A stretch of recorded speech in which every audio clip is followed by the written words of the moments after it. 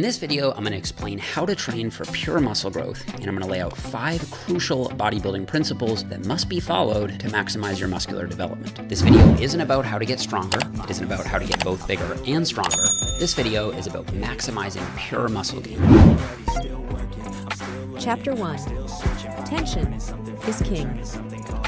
Okay, so the first non-negotiable principle is that tension is king. At this point, tension is universally recognized as the primary factor driving muscle growth. Tension is the force that our muscles experience when they stretch and contract under load. If you think of each muscle fiber as a rope in a tug of war, that stretching and pulling on the rope is tension. That tension then causes a biochemical signaling cascade that ultimately tells the muscle it needs to grow bigger. So how do we maximize tension on a muscle? Well, answering that question leads us into the 4 remaining principles. Chapter 2. Use bodybuilding technique. To ensure maximum tension, we need to perform exercises using a specific type of technique that I'm calling bodybuilding technique. This technique is different from powerlifting technique, and it's different from how most people lift. I was at an LA fitness gym the other day, and I noticed just how few people actually use bodybuilding technique. Almost nobody was taking all the boxes. The first box is lifting tempo. For bodybuilding, we generally want a controlled 2 to 4 second negative. If you're used to just letting the weight free fall, this will feel quite slow at first. But this is important because research shows that the lowering phase, the eccentric, is very likely more important for muscle growth than the positive phase, or concentric. Yet, for whatever reason, most people lift as if the opposite were true. Most people just try to get the weight up and then forget about lowering it back down, especially as they get tired toward the end of a set. But this is a mistake, as the reps toward the end of a set are the most hypertrophic, and the negative is the most important part of each rep. So you really want to control and resist the negative, especially on those last few reps. New research also indicates that for muscle hypertrophy, slower eccentric movements should be paired with faster concentric movements. This means that while you want to go nice and slow on the negative, you should be more forceful and explosive on the positive. So if I'm doing a hack squat, I'm thinking control, control, control on the way down, and then speed as I explode on the way up. On lateral raises, I'm resisting the weight on the way down, and then driving the dumbbells up and out forcefully on the positive. The same tempo should apply to most exercises in your routine. Next, bodybuilding technique means using a proper range of motion. Usually this means using a full range of motion, so you get to at least parallel on squat type exercises, ideally a bit below parallel. You bring the dumbbells all the way down on presses until you feel a nice deep stretch in your pecs, and on pull-ups you go all the way up and all the way down. However, there is some important nuance here, because recently a number of studies have shown that full range of motion isn't always better for muscle growth. Partial reps are sometimes more effective, but only when they're done in the stretched aspect of the lift. In other words, the stretched part is more hypertrophic than the squeezed part. So the bottom half of a cable curl is more important than the top half of a cable curl. The bottom half of a squat is more important than the top half of a squat. So you may not necessarily always need to use a full range of motion, but you do need to get the muscle sufficiently stretched while lifting to maximize hypertrophy. So if you're not feeling a deep stretch at the bottom of the range of motion, you should try to find that stretch by going a bit deeper. If going deeper causes you pain or serious discomfort, you can work on any flexibility or mobility deficits, or you can find a different exercise that allows you to reach that deep stretch, because it really is that important. Another thing I've been noticing a lot at the gym is that most people do quite a lot of cheating on their form. Probably too much cheating to maximize muscle growth. That's because you can move the weight without actually applying much tension to the target muscle. For example, if I curl the weight up while leaning back and forth, I'm shifting tension away from the biceps and onto the lower back. So we want to ensure that the target muscle is receiving most of the tension, which means keeping momentum under control. Chapter 3. Effort. You need to push sets hard, and unfortunately, research consistently shows that most people simply don't push their sets hard enough to maximize muscle growth. It's very common to see people hitting the gym year after year, but making no noticeable progress. In most cases, this isn't because they've maxed out their natural potential. Instead, it's usually because they simply aren't pushing their sets close enough to failure to stimulate new hypertrophy. So, how hard is hard enough? How important is going to failure? Well, since I published my last video on this topic, there's been a bombshell of a new meta-analysis that has the science-based lifting community buzzing, and I need to update a few things. First, I want to quickly announce that I just launched my new pure bodybuilding program for pre-order over on jeffnippard.com, and we're really prioritizing effort in this program. And to manage recovery, we're focusing on choosing exercises that are safer to fail on and that generate less fatigue.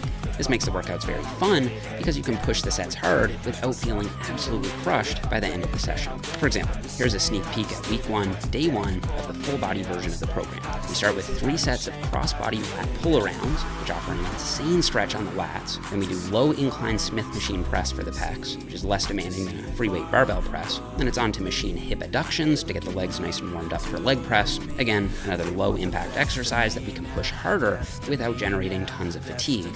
And then we finish with some face pulls and cable crunches. So by prioritizing exercises that are less costly recovery-wise, we're able to push them much closer to failure without feeling completely wrecked.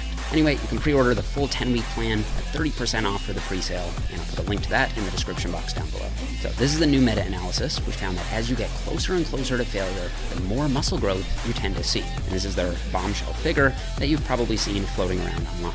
Here on the x-axis, we have reps in reserve. So this point here at 0 would be failure, where you couldn't do another rep if you tried. This point would be 2 reps shy of failure. This would be 10 reps shy of failure, all the way down to 22 reps shy of failure, which would basically just be the easiest set imaginable. And then here on the y-axis is muscle growth, and as you can see from the trend line, as you get closer and closer to failure, you see more and more muscle growth. In fact, as you go from 2 reps in the tank to 0 reps in the tank, muscle growth really spikes up. So naturally, a lot of people who endorse high-intensity to-failure training have been using this study to make their case that if you want to maximize muscle growth, you need to push sets all the way to failure. And I do think they have a pretty good case for that training approach with this study. However, what I haven't seen them showing is this other brand new meta-analysis from 2022, which pulled 15 studies based on slightly different inclusion criteria and came to a different conclusion. Quote, "There is no evidence to support that resistance training performed to momentary muscular failure is superior to non-failure resistance training for muscle hypertrophy." So what's going on here? Well, it seems that depending on which specific studies you include, how you run the statistics, you can either come away from this body of science thinking that going all the way to failure really is a lot better for muscle growth, or that going all the way to failure doesn't actually offer a meaningful benefit over stopping a few reps shy. The evidence is conflicting. So what should we do practically speaking? Well, this is my takeaway. Do 2 to 3 sets on most exercises and take the last set all the way to failure. For the first 1 or 2 sets, leave 1 or 2 reps in the tank. If you were to go to failure on all sets, you'd most likely be very fatigued by the last set, which means you'd get less reps and hit less volume as a result. And we know from other research that volume is also important for muscle growth up to a point. Now, rather than do a full deep dive on training volume, I'll just put a text summary up here on screen that you guys can pause and read for more detail on that. So leave a few reps in the tank for the earlier sets and send it to hell on the last set. I also pretty much always leave a rep or 2 in the tank on heavy free weight compound exercises like squats, bench presses, and deadlifts, even on the last set, simply because going to failure is so disproportionately fatiguing that it's not worth the risk on these movements. That's also part of the reason why those exercises aren't emphasized in my pure bodybuilding program. Chapter 4. Give your muscles a reason to grow. To build bigger muscles, we need to give them a good reason to grow. If we keep doing the exact same thing week after week and month after month, our muscle growth will fairly quickly plateau. So to keep things progressing, we need to apply the progressive overload principle, where you aim to increase some training variable from week to week. Now, there are a few main ways to apply progressive overload specifically for bodybuilding. First, you can add reps at the same amount of weight. For example, on bicep curls, you could do 3 sets of 10 in week 1, 3 sets of 11 in week 2, 3 sets of 12 in week 3, and then in week 4, you could either go for 13 reps, or you could add some weight and return back to 10 reps, and then start adding reps again. This type of progression is usually better for moderate to high rep zones. You can also add weight at a fixed rep count. For example, on hack squats, you could do 3 sets of 6 reps with 3 plates per side in week 1, and then add 10 pounds to each side each week until eventually you build up to 4 plates per side for the same 3 sets of 6 reps. This type of progression is usually better for lower to moderate rep zones. Eventually, you'll have a week where you're not able to add weight or reps, and in this case, you should focus on improving some aspect of your technique. You can try to control the negative better, use less momentum on the positive, or improve your range of motion.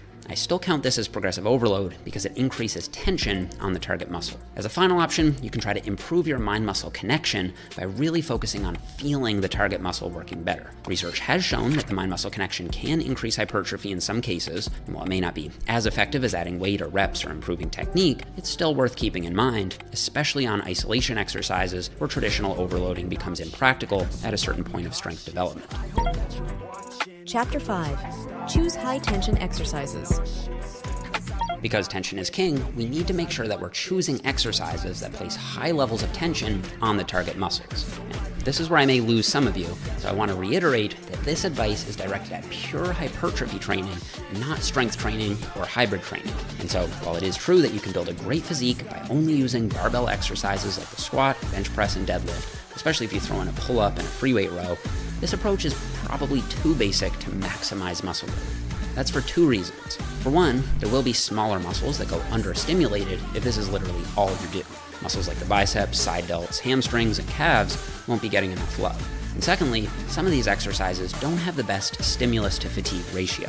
This is a term coined by Dr. Mike Israetel, and it essentially means exactly what it sounds like. The stimulus part mainly refers to how much tension the exercise delivers to the target muscle, and the fatigue part refers to how fatiguing the exercise is or how hard it is to recover from. So, for example, the deadlift offers a high stimulus because it places a lot of tension on the glutes and the spinal erectors, which is great, but it also carries a very high fatigue demand. It's really hard to recover from, which isn't as great from a bodybuilding perspective. So for pure hypertrophy, we want to at least err toward exercises that have a high stimulus to fatigue ratio. Now, this doesn't mean that any exercise that causes fatigue is bad. Fatigue is an inevitable and necessary part of training. But generally speaking, if we can pick an exercise that offers just as high or higher of a stimulus for less fatigue, that's going to be a good pick. Machine and cable-based exercises are some of the best options for this. They provide massive tension for less fatigue than free weights and also tend to be safer to take to failure. Research also shows that, contrary to popular belief, machines are at least as effective as free weights in stimulating hypertrophy, and some evidence suggests that they may be superior in some cases. This shouldn't be super surprising, because machines and cables tend to have fantastic resistance profiles, where you get this smooth, even tension throughout the range of motion. For example, with a standard free weight dumbbell curl, your biceps reach their highest level of tension when the elbow is at 90 degrees and experience virtually zero tension when the bicep is fully stretched at the bottom. By contrast, the face-away Bayesian cable curl offers much more continuous tension on the biceps throughout the range of motion, including in that important stretched position at the bottom. Now, I don't want to overstate the superiority of machines and cables. Free weights have some advantages too. They're more accessible, they tend to have better strength carryover, and they may activate smaller stabilizers better. And I'm still a fan of the barbell. I love the squat, bench, and deadlift, and I think that strength can fit neatly into a hypertrophy plan if programmed correctly. But if we're designing a program purely dedicated to muscle growth, that's a recovery wrinkle we don't need to worry about. Plus, we already know that having some exercise variety and novelty is good for muscle growth, and doing the same exercises month after month and year after year can get stale. There are a few other things that can impact muscle growth, but are relatively less important.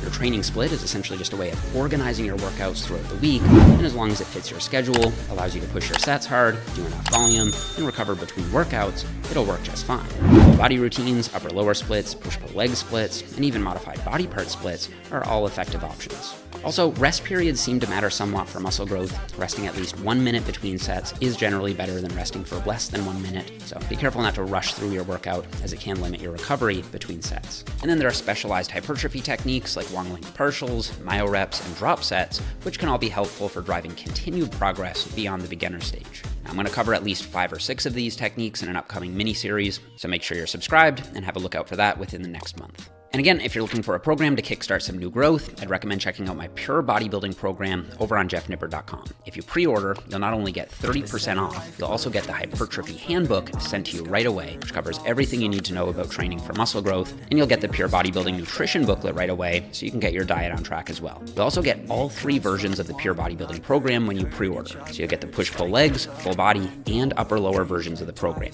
After the pre-order week is over, you'll just select which one version of the program you want, unless you want to buy all 3 separately. Each version of the program also includes a weak points and arm day, so you can prioritize whatever your individual weak point is. And I included the dedicated arm work because it's a really fun workout, it's a great pump, and arms are super important for bodybuilding. This is definitely not like any of my other programs, and I filmed over 200 private exercise demos specifically for this program that each come with specific coaching cues and tutorials from me. There's a lot of new exercises in here that I think you guys are really going to love. So you can click the link over here next to my head if you want to check that out. And as always, thank you guys so much for watching. I really appreciate it. Don't forget to leave me a thumbs up if you enjoyed the video, subscribe if you haven't already, and I'll see you guys all here in the next one.